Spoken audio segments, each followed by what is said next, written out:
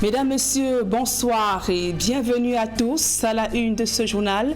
L'indignation des évêques du Cameroun. Ils dénoncent l'attitude du gouvernement qui s'oppose à toute médiation de l'Église catholique face au conflit armé qui secoue les régions du nord-ouest et du sud-ouest Cameroun. Ils l'ont fait savoir ce jour au secrétaire d'État du Vatican, son éminence le cardinal Pietro Parolin. L'émissaire du pape a été reçu ce jour au Palais de l'Unité par le chef de l'État, Paul Biya. Et puis en sport, CHAN 2021, les Lions à prime vont-ils rugir face aux Léopards de la RDC et décrocher le ticket de qualification pour les demi-finales de cette compétition? Les deux équipes s'affrontent demain samedi en quart de finale. Un duel alléchant entre Fauves d'Afrique et à moins de 24 heures de cette rencontre, un vent de mécontentement souffle dans les rangs des supporters. Ils dénoncent un trafic dans la vente des billets d'accès au stade de Japoma. Voilà pour le sommaire.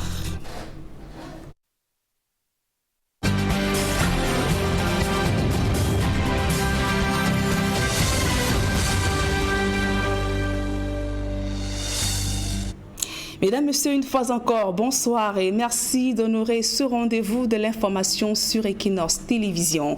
L'offre de médiation de l'Église catholique entre les séparatistes anglophones et le pouvoir rejetée par la présidence. Paul Biya refuse toujours de recevoir les évêques du Cameroun. La demande formulée par la conférence épiscopale pour une audience au Palais de l'Unité reste toujours jusqu'ici sans réponse. Les évêques également s'indigne, tout comme il dénonce le retard qu'accuse l'enquête sur la mort de Monseigneur Mbala, près de 4 ans après. Ces évêques l'ont fait savoir au secrétaire d'État du Vatican, son éminence le cardinal Pietro Parolin, envoyé spécial du pape au Cameroun. Le reportage de Aïe Cyril, Élisée Borba. Le président de la conférence épiscopale nationale du Cameroun n'est pas passé par 4 chemins pour dire l'indignation des évêques face aux disparitions tragiques et répétées d'hommes d'église au Cameroun et dont les causes demeurent floues. Si la collaboration avec l'État peut être considérée comme heureuse, il ne manque pas toutefois des points d'ombre ou des incompréhensions sur la mission prophétique de l'Église. Parmi les points d'ombre, on peut relever des morts suspectes d'évêques et d'autres ecclésiastiques. Le cas le plus emblématique est la mort il y a quelques années de Monseigneur Jean-Marie Benoît Bala. Le corps de l'ancien évêque de Bafia avait été retrouvé dans les eaux de la Sanaga à Ebebda. Monseigneur Abraham Comé précise que la plainte déposée par l'Église catholique piétine 4 ans après. Il me semble qu'on ne devait pas commenter des causes qui sont pendantes dans nos tribunaux. Je ne vais donc pas le faire de façon exhaustive. Je vais tout simplement indiquer qu'on n'a pas beaucoup avancé sur la question et c'est bien dommage. Mais pour la conférence épiscopale nationale, les assassinats répétés d'évêques au Cameroun traduisent l'épais brouillard qui caractérise les relations entre l'Église et les pouvoirs publics. Monseigneur Abraham Comé souligne que certains caciques du régime considèrent les prises de position de l'Église catholique sur la vie publique au Cameroun comme de l'ingérence. Son engagement, par exemple, en faveur de la centralité de l'homme dans les différentes actions gouvernementales sur les plans économiques et politiques, ses plaidoiries pour le respect effectif de la dignité de tous les Camerounais et pour plus de justice sociale, gage aussi d'une paix durable, sont le plus souvent considérés par certains membres influents du gouvernement comme une ingérence dans les affaires de l'État. L'Église, rappelle les évêques, a pourtant pour mission de concourir au bien-être physique et moral des populations. Elle doit veiller à la paix intérieure et extérieure du citoyen. L'offre de médiation de l'Église catholique dans les conflits qui minent certaines régions du Cameroun a été malheureusement rejetée, affirme le président de la conférence épiscopale nationale du Cameroun. La conférence épiscopale nationale est intervenue à maintes reprises à travers des messages pour inviter les belligérants à la retenue et pour proposer la réconciliation comme chemin à emprunter en vue d'un retour de la paix dans les dites régions. Les évêques du Cameroun ont même tenté de rencontrer le président de la République, mais leur demande est jusqu'ici restée lettre morte, affirme encore Monseigneur Abraham Comé. La conférence épiscopale nationale est intervenue à maintes reprises. Son souhait de rencontrer le chef de l'État pour partager avec lui leurs appréhensions et lui faire des propositions plus affinées est resté jusqu'à présent inconsidéré. Selon le président de la conférence épiscopale nationale, il faut pourtant un bon dialogue pour amener la paix au Cameroun, notamment dans le nord-ouest et le sud-ouest. Pour Monseigneur Abraham Comé, celui organisé par le pouvoir de Yaoundé a été un quasi-échec, en témoignent les massacres et autres tueries qui se poursuivent sur le terrain. Il s'agit entre autres du grand dialogue national pour lequel certains d'entre nous étaient impliqués. Le massacre de Garbout et celui des élèves dans Moda Francisca International Bilingual Academy, ainsi que le récent enlèvement du cardinal Christian Toumi, suffisent à montrer que tout reste à faire pour un retour à la paix. Face à son éminence Pietro Cardinal Parolin, secrétaire d'État au Vatican et envoyé spécial du pape François au Cameroun, les évêques restent convaincus que seul un dialogue vrai, incluant toutes les parties, peut favoriser un retour à la paix dans les régions du nord-ouest et du sud-ouest. Et les évêques du Cameroun confirment que la résolution de la crise anglophone figure bel et bien dans l'agenda de l'émissaire du pape en visite au Cameroun. Et sur l'implication de l'Église catholique dans la recherche des solutions, les évêques font savoir que des contacts préliminaires ont été pris pour une médiation entre les séparatistes et le pouvoir de Yaoundé. Écoutons donc à ce propos Monseigneur Andrew Keya. Il est donc l'archevêque de Bamenda et vice-président de la conférence épiscopale nationale. Vous voyez, le secrétaire d'État du Saint-Père est venu nous parler de l'Église qui est au Cameroun et aussi de la crise que nous avons, comment nous pouvons faire pour avoir, n'est-ce pas, la paix, pour que la paix revienne au Cameroun. Comme conférence, on n'a pas rencontré le chef de l'État, mais il y a certains évêques qui sont reçus par le chef de l'État. Je peux vous dire ça franchement. Donc, comme conférence, non, mais comme individu, oui. Deuxièmement, il y a certains évêques aussi qui sont impliqués pour faire la médiation et pour dialoguer entre le gouvernement et les séparatistes pour voir comment faire la réconciliation et ramener la paix. Donc, il y a les enjeux, n'est-ce pas, qui sont en progrès, que nous sommes en train de faire pour voir comment résoudre la situation qui est au Cameroun. Et il y a certainement dialogue et les efforts pour faire la réconciliation. Et en visite au Cameroun, son éminence, le cardinal Pietro Parolin, a été reçu en audience ce jour par le chef de l'État au palais de l'Unité. Tous deux ont évoqué la contribution de l'Église catholique dans la recherche des solutions à la crise dans les régions du nord-ouest et du sud-ouest. Le cardinal Pietro Parolin a remis au chef de l'État Paul Biya un pli fermé du pape François.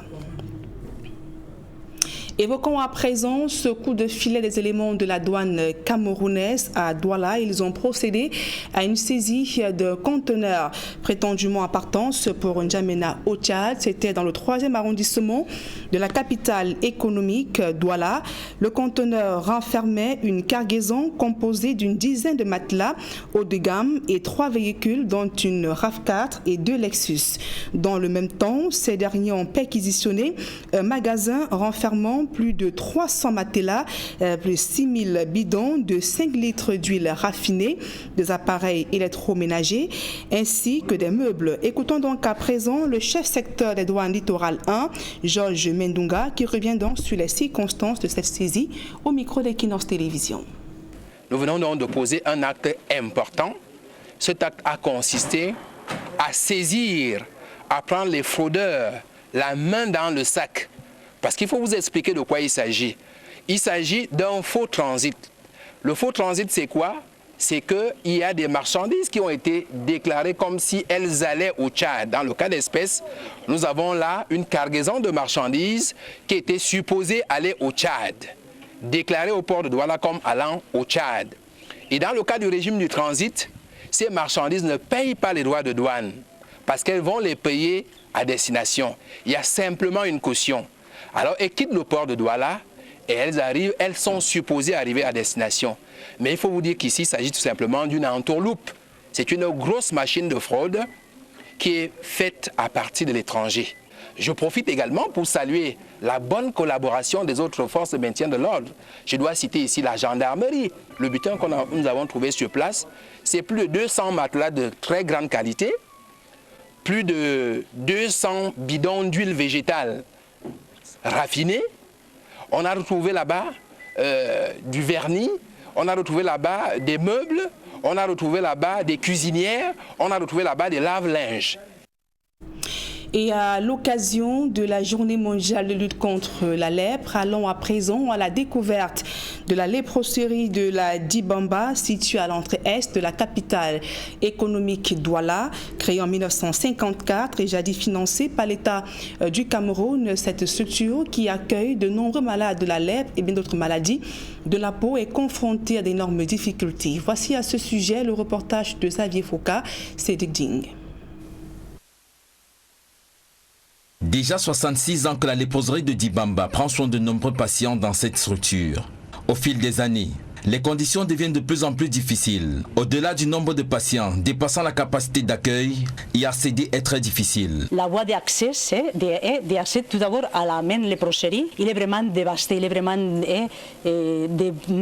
défait tout là pour accéder à la léproserie. C'est vraiment une voie qui n'est pas viable. Une fois arrivé, la léproserie de Dibamba n'échappe pas aux réalités de coupures régulières et intempestives de l'énergie électrique. Une situation qui entraîne d'énormes conséquences sur le quotidien des patients et du personnel. Les va-et-vient de lumière, les vagues de tension, et la lumière, pour nous, l'eau dépend de la lumière. Et nous avons un château ici qui dépend de la lumière. Quand il n'y a pas de lumière, ça coupe. Et vraiment, autour de 70-90 personnes qui habitent ici, d'une façon journalière, qu'il faut prendre de l'eau pour l'hygiène, pour les soins, pour l'hygiène personnelle, à part les soins des plaies que nous faisons de façon quotidienne de tous les malades. Pour l'accès à l'hygiène, aux toilettes, c'est vraiment difficile et compliqué quand on peut faire 2 ou 3 jours de fois que nous avons fait sans pouvoir avoir de l'eau. Jadis financée par l'État du Cameroun, la léproserie de Dibamba éprouve de plus en plus de difficultés dans la prise en charge de ses nombreux patients. Actuellement, on ne compte pas avec des de l'État depuis beaucoup d'années, sinon c'est seulement quelques petits organismes qui aident un peu aux malades de la lèpre, qui luttent contre la lèpre et qui font un appui technique, un appui un peu pour des matériels sanitaires, pour aider un peu pour le repas des anciens malades de lèpre. Face à toutes ces difficultés, les responsables demandent un appui du gouvernement camerounais. Nous aimerions quand même demander un peu à l'État, aux services publics, au ministère de la Santé, de venir aussi en aide, parce que la léproserie c'est une structure sanitaire, c'est une structure aussi à caractère social, mais il y a aussi beaucoup de besoins. Créée en 1954, la léproserie de Dibamba accueille à sa charge de nombreux malades, parfois constitués de familles entières, rejetés ou stigmatisés à cause de la lèpre. Au fil des années, elle s'est également spécialisée en soins de plaies en général. Et demain, nous poursuivons notre série sur ce dossier. Nous vous présenterons le quotidien d'un ex-malade et l'état des lieux de la lèpre au Cameroun. Ce sera donc demain sur Equinox Télévision. Nous ouvrons à présent notre dossier consacré au CHAN 2021. Un vent de mécontentement souffle dans les rangs des supporters de l'équipe A-Prime du Cameroun à moins de 24 heures de la confrontation entre le Cameroun et la RDC. Les fans des Lions dénonce un trafic autour de la vente des billets d'accès au stade de Japoma, un dérapage qui prive ainsi certaines personnes de pouvoir vivre en direct la confrontation Cameroun-RDC. Le reportage de Donald Brice Kamgan et Cédric Chona.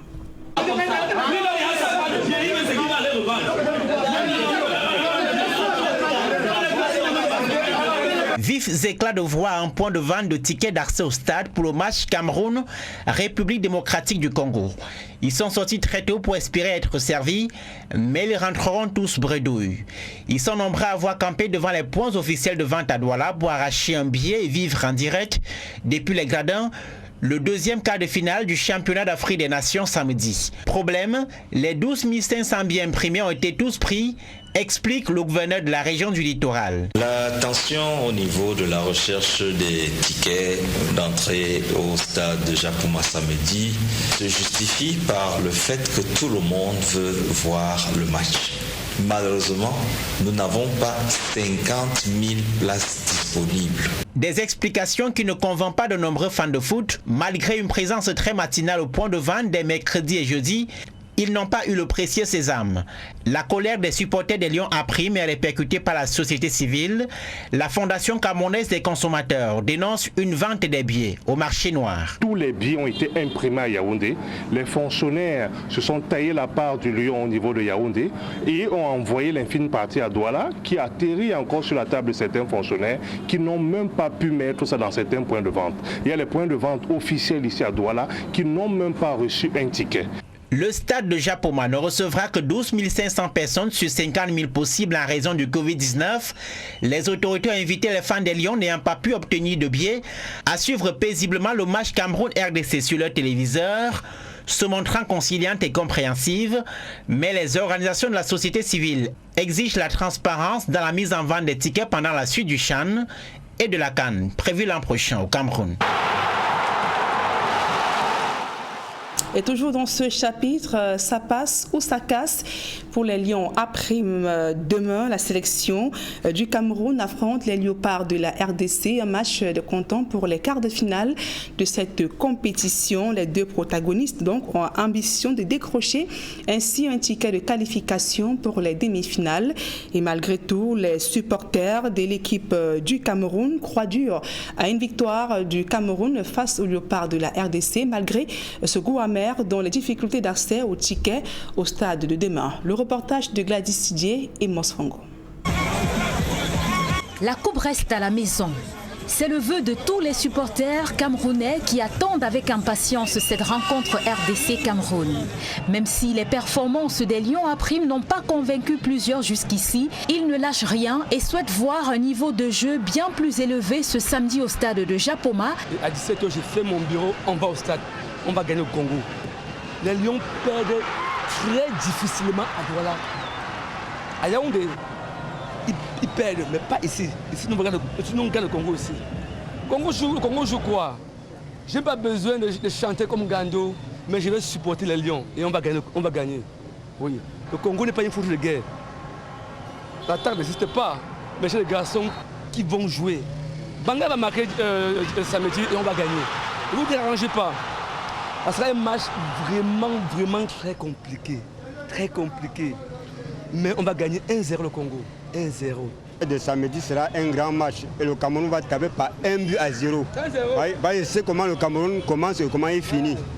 Ça, le match, malgré comme on n'a pas eu la compétition, les compétitions dans le pays, nous on sait comment on finit. Donc le match sera 1-0. Ça, il n'y a pas de doute. À 15h, on est au stade. Hein.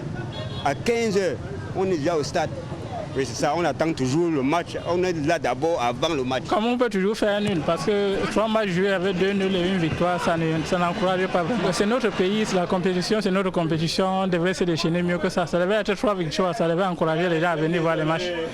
Donc, tout ce qu'on peut demander, c'est un peu d'effort. On veut plus de victoires. Des nuls, ça ne peut pas faire avancer à tout moment. Je pense qu'on va gagner. Je pense qu'on va gagner parce que les gars sont vraiment engagés. Les gars sont vraiment engagés. Il le faut vraiment, vu que c'est un truc qu'on a organisé à la maison, il ne faut pas que les gars viennent d'ailleurs et puis ils nous font ça, quoi. Donc nous sommes derrière eux, quoi. Ouais, on est derrière eux. Et je pense qu'on va gagner soit un truc de 2-1, quoi. 2-1 selon moi. Les fans des Lions à prime ont toutefois des exigences concernant les joueurs qu'ils souhaitent voir sur l'aire de jeu. Ils sont nombreux à réclamer la présence de Jacques Zoua durant le match RDC-Cameroun. Cameroun 1, RDC 2.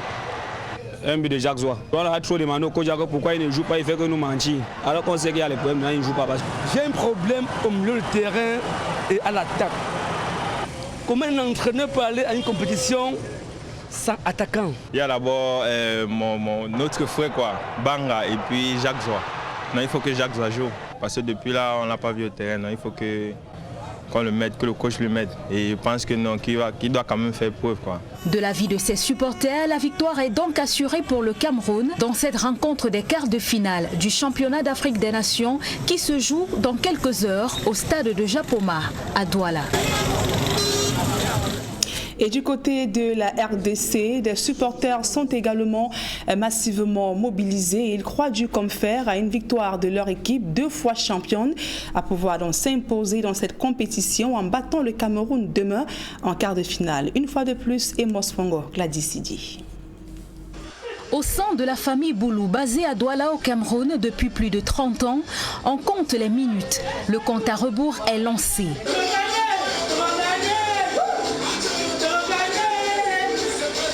En ferventes supportrices des Léopards, elles ont déjà le cœur à la célébration. Pour elles, il n'y a aucun doute, la RDC va battre le Cameroun durant cette rencontre. Ça sera chaud, des équipes chaudes. Ce qui est sûr, c'est que les meilleurs gagnent. Nous attendons vraiment ça avec impatience. J'aimerais quand même que le Congo gagne. Ils sont venus pour amener la coupe, il faut qu'ils amènent. J'ai hâte que le samedi arrive vite pour qu'on rapporte la victoire. RDC et l'autre à ma casse. Bon, j'aime le Cameroun, hein. Les Camerounais sont mes frères, mais là je me préfère. RDC et l'autre à ma casse, Nyata Bango, Fimbo, Fimbo, Fimbo. Et l'autre à ma casse, ah ouais, 2-0, non 3-1. Il faut qu'on soit quand même réaliste. Nous savons tous que le Cameroun est une très bonne équipe en ce qui concerne le football africain, mais il y a de l'espoir. On s'est qualifié. La RDC a de très bons joueurs cette année. On est super confiants. Malgré tout ce qui nous est arrivé, on est confiants. Et moi, je suis sûre, parce que je serai au stade, donc forcément, on va gagner. Hein? On va gagner. Je suis très, très sûre pour la RDC. Dans la délégation congolaise arrivée au Cameroun pour cette compétition, plusieurs animateurs. Samedi, on va pour la 2-0. Cameroun va pour la 2-0 au stade. Les Congolais venaient nombreux assister à l'enterrement de Cameroun chez lui ici. Nous allons les chicote au Wapi. Au RDC Mboka Makasi, Mboka GT, le roi de la locomotive Afrique, Toye Poto Laxabatuke, Bissonde. Cameroun RDC, la rencontre est à suivre samedi 30 janvier au stade de Japoma, dès 20h.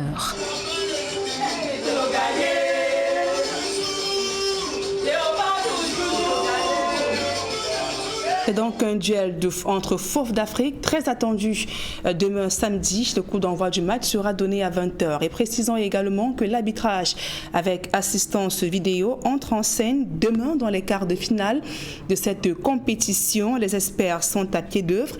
Ils ont donc passé en revue les différentes stratégies avant la rencontre de demain.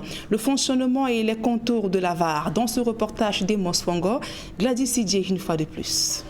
Dernier réglage avant l'entrée en scène de l'arbitrage par assistance vidéo VAR dans la 6e édition du championnat d'Afrique des Nations qui se déroule au Cameroun depuis le 16 janvier dernier.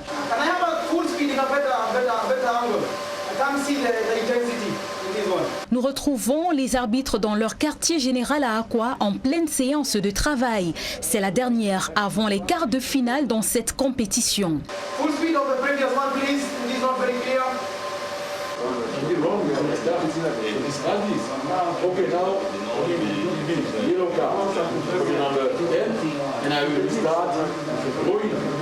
Le dispositif vise, selon la CAF, à réduire au maximum les cas d'injustice. Et comme le nom l'indique, c'est l'assistance vidéo à l'arbitrage, donc il assiste. Okay? L'arbitre reste le maître du jeu, le VAR est là pour l'assister. Okay? Donc ça donne la possibilité donc, au corps arbitral de revoir, donc pour l'équipe qui est devant les écrans, de revoir les situations qui sont reliées, qui peuvent impacter le résultat du match. Okay?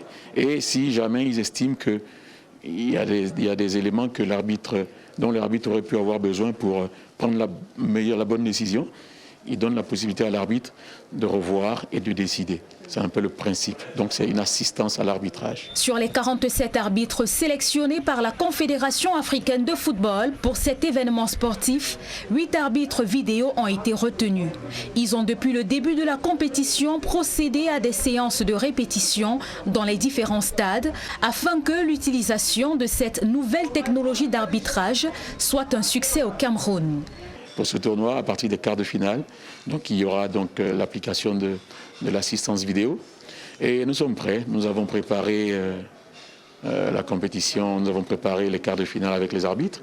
Là, c'était un peu la dernière séance. Okay. Comme on le dit, avant le match, il y a toujours une dernière séance de préparation de match. Okay. Pour leur rappeler un peu les procédures, pour leur rappeler un peu les différentes étapes et tout ça pour voir, donner les derniers conseils d'usage.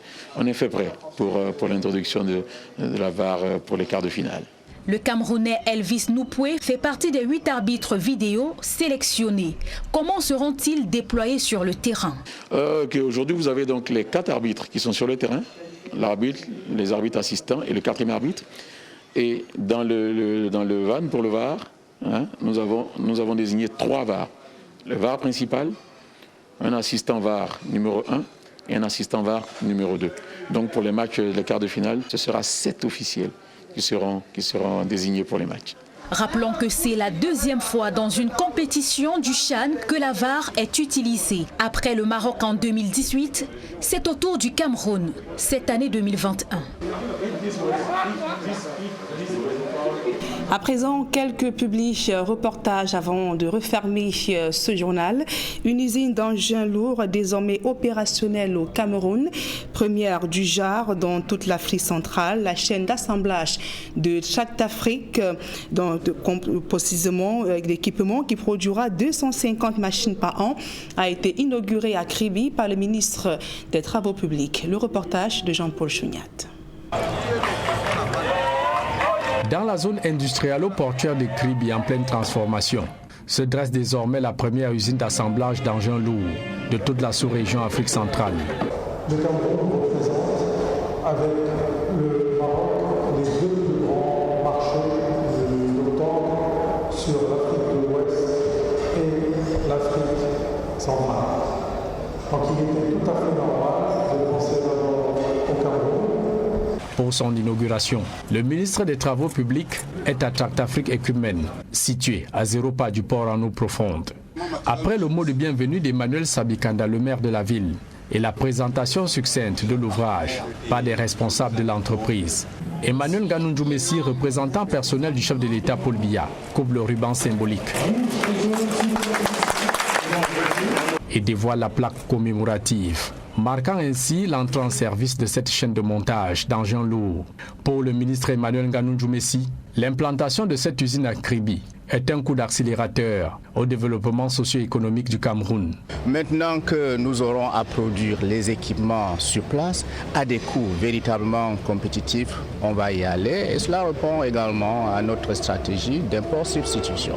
Nous consommons ce que nous produisons et nous produisons ce dont nous avons besoin. Et au chapitre des allocutions, Tarafa Marwan, le président directeur général du groupe Optorg, Odman Douri, directeur général de Tractafrique Equipment Group, et Alain Dufournier, directeur général de Tractafrique Equipment Afrique centrale, chacun présente les potentialités, les avantages et la plus-value de cette usine d'assemblage, avec en prime la réduction des coûts d'acquisition des engins, la disponibilité des pièces de rechange en qualité et en quantité. On connaît le Cameroun, on connaît les spécificités du marché, et donc nous avons discuté avec notre constructeur qui a développé la marque SEM. Donc c'est une marque de Caterpillar utilitaire qui permet en fait d'adapter l'offre aux besoins d'une catégorie en fait, de consommateurs. Donc cette machine-là bénéficie en fait de 2 garanties, à la fois la garantie Caterpillar, mais également la garantie Tractafrique. Caterpillar pour la construction, Tractafrique pour l'assemblage et le service. Aujourd'hui, on est présent depuis 88 ans. On a déjà plus de 6000 machines qui tournent au Cameroun, plus de 400 SEM qui tournent au Cameroun. On a déjà formé, comme je disais, on fait 35 000 heures de formation par an. on est là, on fait du concret, donc déjà la différence c'est là. Bâti sur 3 hectares pour un investissement de 2 milliards de francs CFA, l'unité industrielle de Tractafrique Equipment de Kribi assemblera chaque année 250 machines utilitaires pour les travaux publics, les chantiers forestiers, les travaux agricoles et l'exploitation minière, le tout accompagné d'un service après-vente de qualité, fruit d'un partenariat conjugué d'expérience des marques Caterpillar, Tractafrique et SEM, présentes dans plus de 10 pays africains. L'année 2021 débute en couleur pour un parieur du Pari Mutuel urbain camerounais. Il vient de décrocher une somme de plus de 118 millions de francs CFA. Son chèque lui a été remis au cours d'une cérémonie qui s'est déroulée à Douala. Reportage. Le Pari Mutuel urbain camerounais célèbre son premier multimillionnaire de l'année 2021. 118 340 300 francs CFA, c'est la colossale somme remportée par le gagnant du Quintet Plus en masse commune internationale du vendredi 22 janvier 2021. Ce jour-là, ce gagnant, il a l'habitude de jouer chez moi de lundi à dimanche. Il est venu vendredi, on s'est salué comme d'habitude. Il avait déjà fait ses jeux. Il m'a demandé ma base, je lui ai montré ma base. Il m'a demandé qu'est-ce que je pense du 15. Je lui ai dit que c'est possible qu'il puisse entrer. Il a dit que lui-même il a vu ça. Il m'a tendu son papier, j'ai validé ses jeux et il est devenu le regagnant. Quand il n'a pas perdu le contrôle de lui, il est passé dimanche, me dit que le poisson a mordu à la mousson. Juste avec 500 francs CFA, cet heureux parieur, seul à avoir trouvé la bonne combinaison dans l'ordre de cette course du prix Charles Costeau sur l'hippodrome Cagnes-sur-Mer, est devenu multimillionnaire, confirmant ainsi une fois de plus le leadership du PMUC en matière de gains.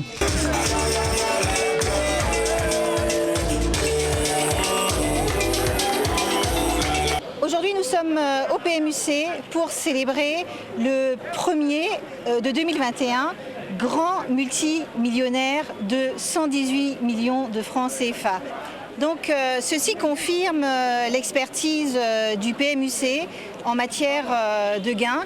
Nous restons leaders en matière de gros gains. Le multimillionnaire peut d'ores et déjà jouir de cette belle somme, comme nous le confirme Afrila First Bank, partenaire du Pari Mutuel urbain camerounais, qui accompagne le regagnant pour une meilleure sécurité et gestion de compte. C'est un partenaire de longue date. Donc nous sommes là parce que le partenaire nous a appelés et nous avons effectivement ouvert le compte du client qui était gagnant hier. Aujourd'hui, il est client à Afriland et son compte a été crédité. Nous ouvrons des comptes à moins de 10 minutes au personnel. Nous accordons des crédits à l'économie camerounaise. Aux grands événements, de grands artistes. Et qui de mieux que l'artiste de l'heure, Avéro Diès, pour enflammer la scène.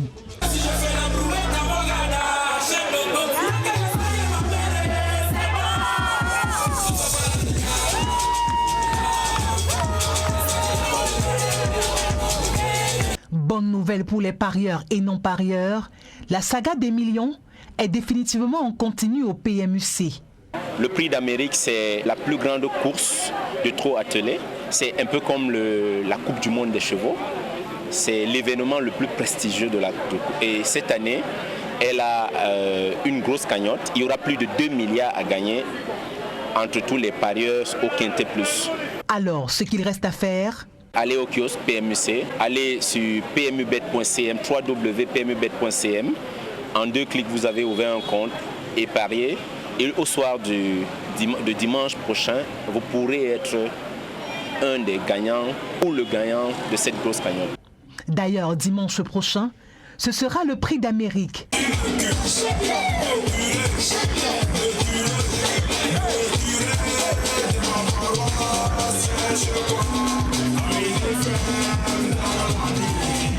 Et solidaire du couple Mélie et Mathieu qui vient de mettre au monde des quadruplés, l'association Nouvelle Femme Dynamique d'Afrique africaine est donc venue apporter du réconfort à cette famille. Reportage.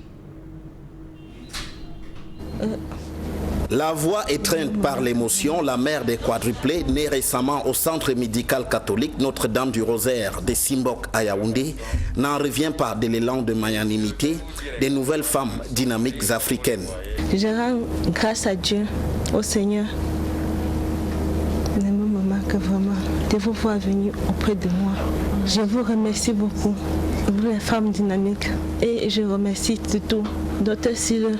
Il m'a toujours soutenu depuis le 16e mois et de la semaine de la grossesse jusqu'à maintenant. En effet, accouru auprès des parents des quadruplés, comme les rois mages auprès de Jésus, l'association des nouvelles femmes dynamiques africaines a voulu marquer de son empreinte cet événement heureux. On ne voit pas ça tous les jours. Et du moment où Dieu nous donne cela, c'est une joie. Je ne pense pas que c'est une joie seulement pour le couple, mais c'est une joie pour le monde entier. Ces anges, je pense qu'ils ont mérité et ils mériteront tout ce que chacun pourra décider de faire dans leur avenir. Aujourd'hui, nous avons apporté de l'eau, du Pax, les draps, les vêtements de ces enfants, les biberons, et on a donné une somme de 250 000 francs pour les soutenir. Ce geste est amplement apprécié par le géniteur des quadruplés. Je remercie d'abord le Seigneur de m'avoir donné ces merveilles. Parce que sans eux, je ne peux pas voir les femmes dynamiques devant moi aujourd'hui. Je remercie les femmes dynamiques. Que ça continue comme ça, parce que moi, je ne pourrais même pas. Que ça continue seulement. Si vous me lâchez là, c'est là où ça va pas donner. Donc je vous remercie beaucoup. De même, au sein du centre médical catholique Notre-Dame du Rosaire, l'arrivée de ces enfants est considérée comme une grâce. Pour moi, vraiment, c'est un geste noble qui me va tout droit au cœur. Et je ne peux que dire merci au Seigneur, vraiment, parce que ces 4 enfants que nous avons eus aujourd'hui, ici, c'est une grande bénédiction de Dieu. Ce n'est pas tous les jours que nous avons une petite dame comme ça qui nous donne tout d'un coup 4 citoyens camerounais qui se portent à merveille. Pourtant, cette issue n'aura pas été facile tant les difficultés étaient présentes, mais l'équipe médicale a su se montrer dévouée. Nous avons reçu cette femme à la 16e semaine. Pendant la grossesse, ça n'a pas été facile parce qu'il y a d'abord eu des menaces d'avortement et ensuite des menaces d'accouchement prématuré. On a eu 2 épisodes d'hospitalisation en novembre, 1er janvier au 21 janvier, date à laquelle nous avons fait la césarienne. Nous sommes à l'écoute des consignes de gynécologue et quand l'équipe est dynamique, tout se passe sans problème. Puisqu'avec cette femme surtout, ce n'était pas évident. Il fallait écouter les BDC à tout moment pour se rassurer qu'il n'y a pas un enfant qui s'étouffe, qu'il n'y a pas un qui est fatigué. Et je ne peux pas vous dire vraiment combien de fois par jour cet exercice pouvait se répéter. Pour l'association des nouvelles femmes dynamiques africaines, c'est l'occasion de réitérer leur leitmotiv qui est de contribuer à rendre le monde meilleur en venant en aide aux personnes vulnérables. Et ce qui nous tient vraiment à cœur, c'est l'œuvre sociale. C'est de savoir que si Dieu nous a donné un demi-pain, qu'on partage ce demi-pain avec tout le monde entier. C'est ça notre force. C'est de savoir aussi que la femme ne doit pas se retrouver dans des conditions difficiles.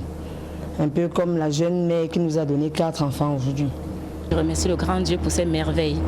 Ça, c'est vraiment ma première fois de tomber sur une occasion pareille. Et je remercie toujours, et je remercierai toujours Mme Tchenjou, notre présidente, pour l'initiative qu'elle a eue, pour l'idée qu'elle a eue de nous rassembler pour aller faire des dons pareils dans les occasions pareilles.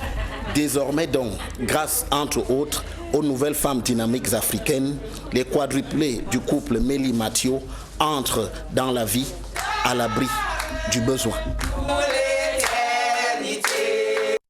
Fin de ce journal, mesdames et messieurs, merci pour votre aimable attention. Retrouvez sur le plateau d'Equinox Soir Serge Alain Otto et ses invités pour le débrief du journal. Serge Alain. Voilà, Nadine Yambou, demain c'est le quart de finale, la République démocratique du Congo contre le Cameroun, mais un véritable problème pour les supporters des Lions indomptables.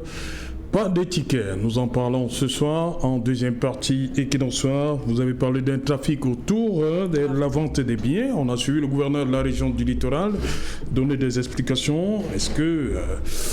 Qu'est-ce qui n'a véritablement pas marché? On va essayer de comprendre ici en plateau pourquoi les Camerounais, cette ferveur-là autour de ce match qui va se jouer demain. Est-ce que, comme a dit quelqu'un dans le reportage, on va se contenter de la télé? Voilà. Merci Nadine Yambou. Bonne soirée à vous. Bonne soirée à vous, Serge Alain. Bon week-end à vous également. Bon week-end, Serge Alain. Rendez-vous vendredi 20h.